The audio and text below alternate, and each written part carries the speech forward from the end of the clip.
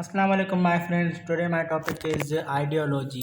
तो आइडियोलॉजी क्या है? आइडियोलॉजी अब फर्स्ट से सबसे पहले हम इसको रीड करते हैं। The word ideology is French in origin and it is made up of two component name ideo and logy. Ideology is a systematic body of concept, especially about life or culture. It could be the product of great influence in mind, or it could be involved as a result of divine guidance. अभी जो ideology है ये French की एक language का एक word है। इसमें मतलब क्या है इसका? एक आइडिया का आइडिया और लॉजी, इसके दो पार्ट्स हैं।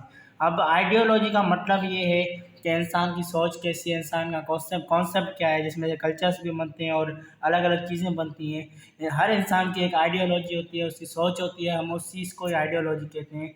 ये जैसे कि हम कहते हैं कि एक आदमी है जो जुल्म करता है लोगों पर, उसकी आइडियोलॉजी ये होगी कि वो सबसे ऊपर है, सबसे बालातर है।